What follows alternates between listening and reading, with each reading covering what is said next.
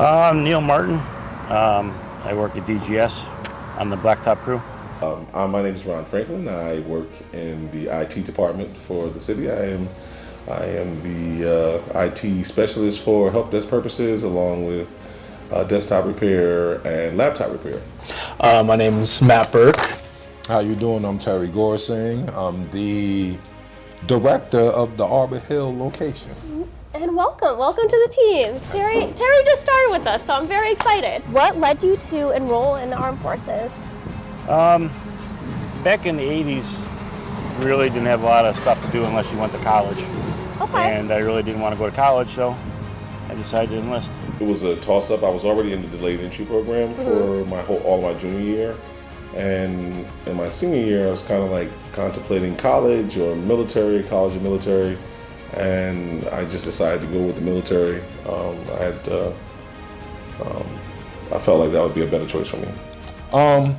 As a younger child, I was kind of all over the place. Okay.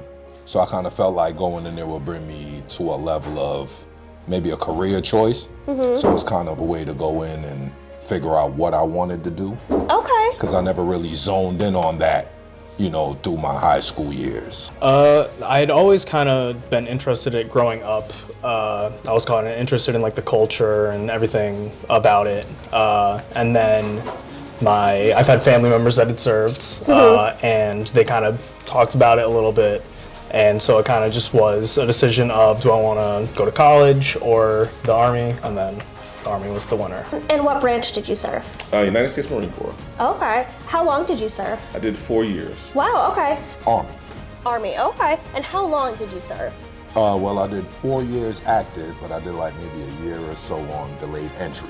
Okay. And that's when you go in and you kind of hang out with the recruiters and stuff like that and go meet other people that are coming in. Oh, okay. Things of that nature. Did you like that? Yeah, it was fine. Nice. Actually, I started off in the Air Force, and I got hurt, so Okay. they sent me home.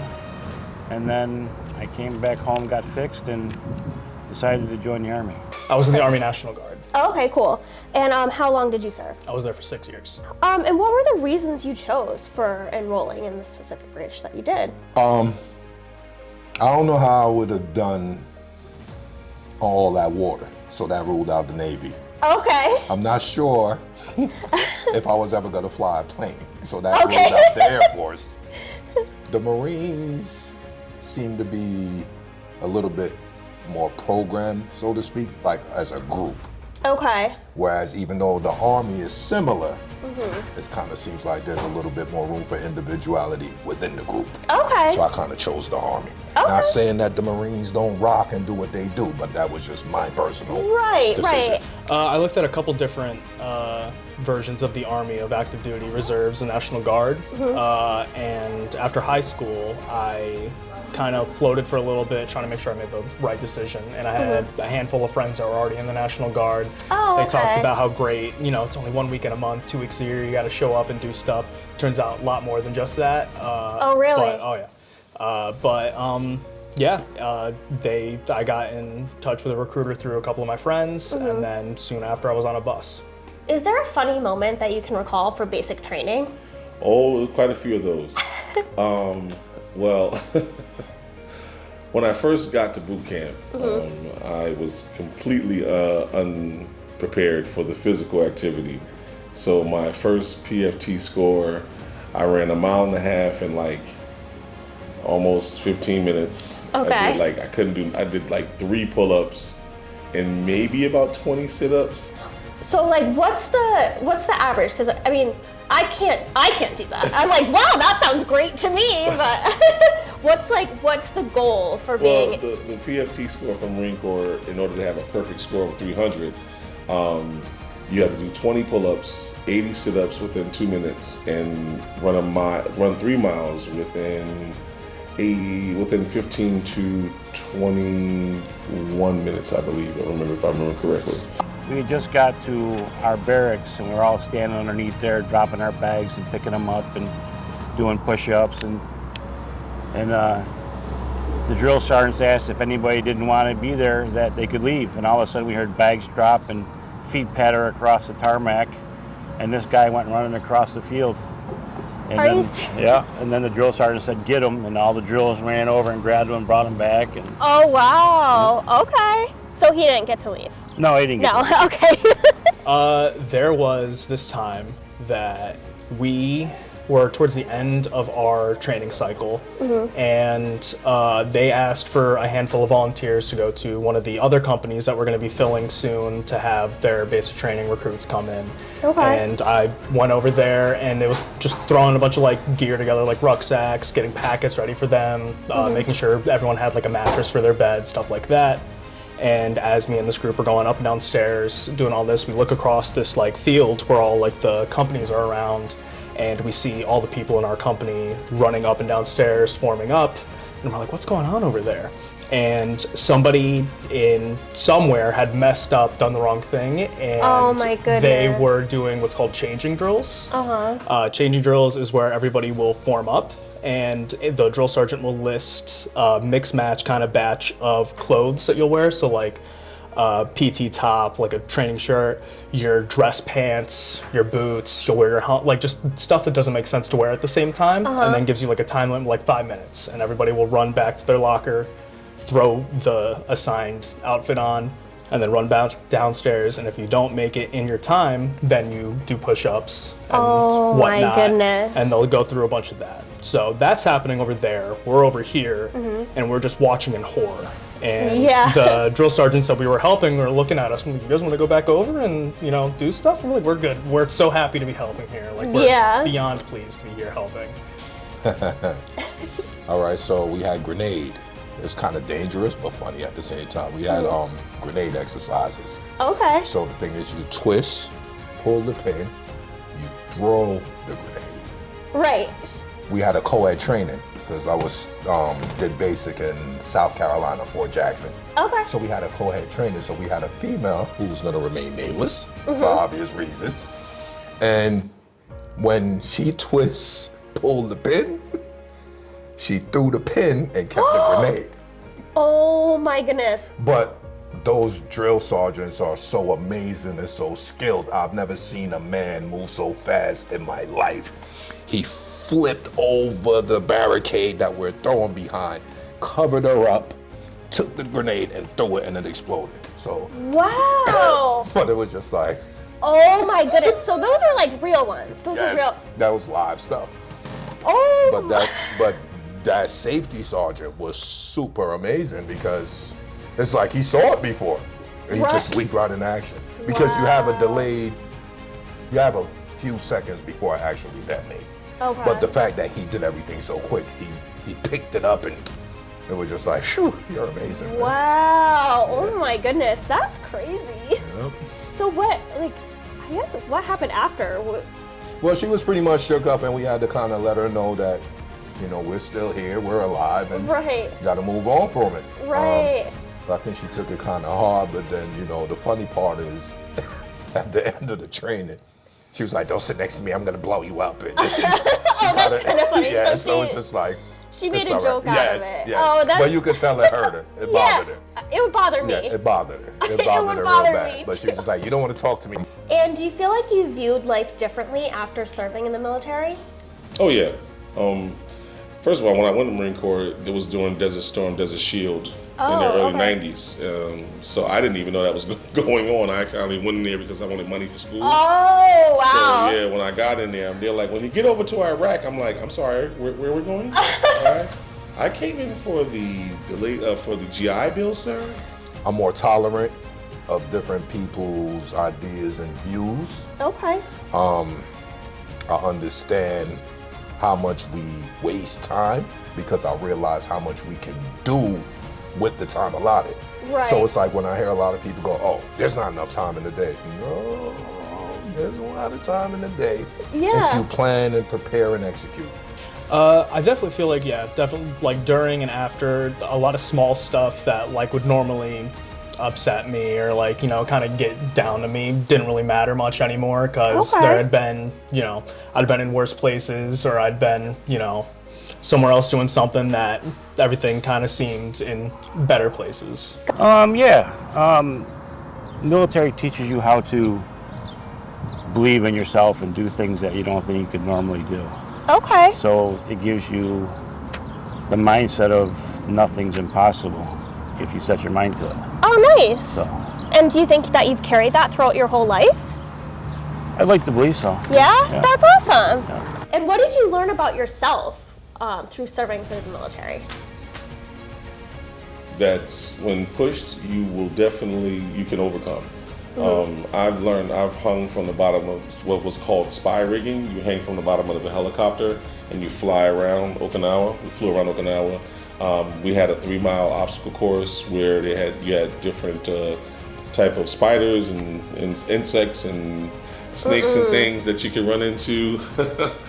And you really face those fears a lot of times. And even in boot camp, I've never rappelled before. So you're on the side of a mountain and showing you how to rappel, and you're like, then don't look down. It's like, well, it's a long way. Right, yeah.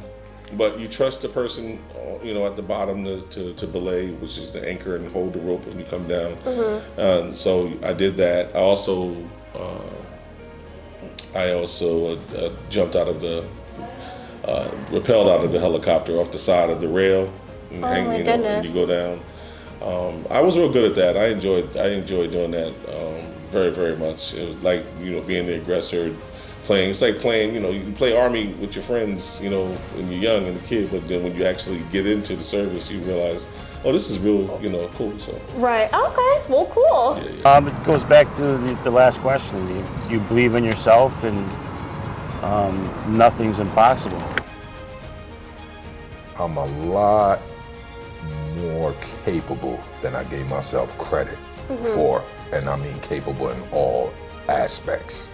Yeah? Yeah, I mean, I wouldn't give myself credit for being able to inspire guys to go on a run to Kuwait City that means we could possibly die, or you know what I mean? And it's like guys are volunteering to ride with me because I'm, bringing this energy, and it's just like, yo, I want to go with him. Aww. And sergeants and lieutenants are like, he's my driver, and it's just like, That's nice. That kind of shocked me because I thought I would have kind of been over there in my feelings. It's just like, I didn't see myself dying, even though it was a real situation, but it's like, I didn't see myself that way. Yeah. So I carried myself as such. Right. And I think it became infectious. Yeah. So I think I taught myself a lesson by that, by saying, hey,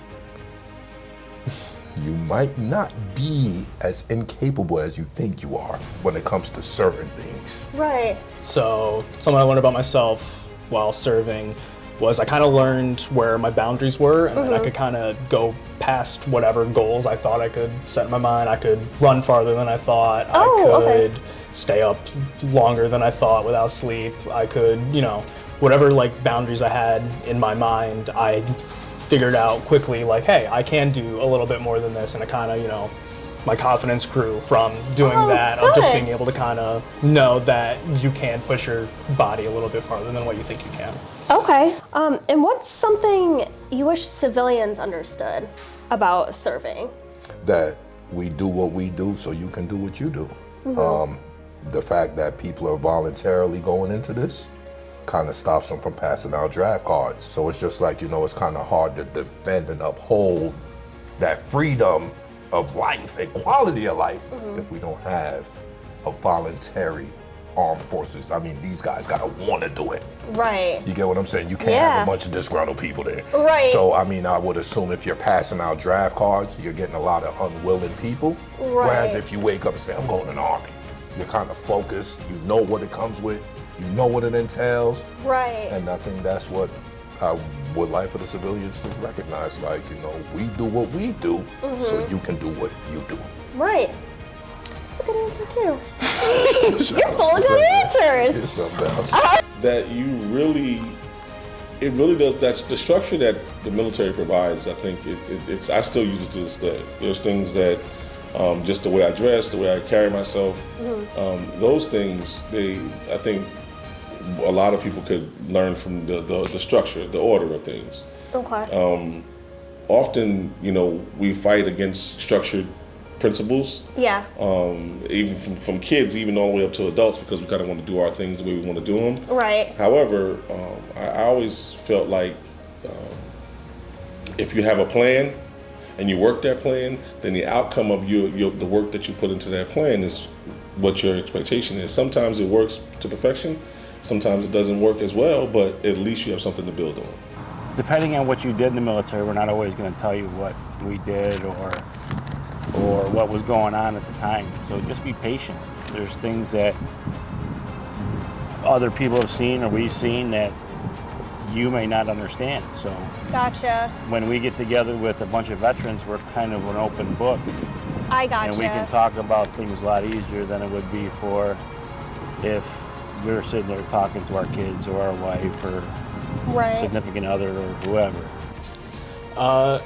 I think a lot of people will see stuff on like TV or like hear stories or see stuff on social media of like, oh, look at all these like cool things they're doing. They're driving around, you know, military vehicles. They're doing all this like cool stuff. And there, you know, there's great days like that you have, but there's a lot of days that just kind of are boring or are filled with nothing, or just, you know, you're doing a lot of paperwork. It sucks. So it's not all like the glitz and glam that you think it is. And when someone's like, oh yeah, no, I was in the service for this long, and people think, you know, you're blowing stuff up, you're like jumping out of helicopters, when a lot of the time you're cleaning the same floor that you've swept 4 times that day. Oh, I You're gotcha. writing the same, you know, paperwork out, stuff like that. Gotcha. Okay. And is there any advice that you would give to somebody who's looking to join? I would definitely say, you know, you may have a sense of urgency to get into the service and like think about what you want. Definitely take your time. The military's not going anywhere. So I'd Right. say take your time and kind of look at the options that you have in front of you, see what one best works for you, and make sure that you get something out of it when you enlist. There's bonuses pretty much across all the branches. Make sure you're getting something. When you're in, make sure you're taking advantage of the programs they have for you through like either the VA or if, you know, tuition assistance, stuff like that. Because the military is definitely going to get what it needs out of you. Yeah. That, you know, that we would always say, you know, you're scratching their back, make sure your back is getting scratched as well. Do your research. Choose on what you want to do. There's many jobs in the military, whether it's the Navy, the Marine Corps, the Army, or the Air Force. There's a job for everybody. Go in there, stay focused, find a job that you want to do. If you could find one that translates to civilian life when you get out of there, that'd be great. But you are in the military, so wherever they need you is where they put you. Gotcha. So you may actually sign up for what they call an MOS, which is pretty much like a career choice. Okay. But if they need you here, that's where you're going. You're kind of going to go away from the MOS. Gotcha. You get what I'm saying? So if you can maintain that, that'd be great. That would be the best thing to do. But go in there, stay focused. There's career paths you can get out of there, you know, and get into the civilian world from that. You know, save your money. You know what I mean? Use some of those benefits that they have. They got some great benefits, help you with business, home ownership, college. Yeah. So, you know, you can kind of find your way from there. Nice. You just got to want to go through it, Right. because there's good days and bad days, you know? Yeah. And there's good people and bad people. And there's bad experiences and good experiences. But you just got to stay focused and stay the course. Very inspiring. Oh, thank you.